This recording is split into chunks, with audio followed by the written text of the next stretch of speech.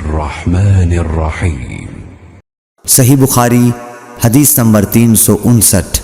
हज़रत अबू हुरैरा रज़ियल्लाहु ताला अन्हु से रिवायत है कि रसूल अल्लाह सल्लल्लाहु अलैहि वसल्लम ने फरमाया कि किसी शख्स को भी एक कपड़े में नमाज इस तरह न पढ़नी चाहिए कि उसके कंधों पर कुछ न हो।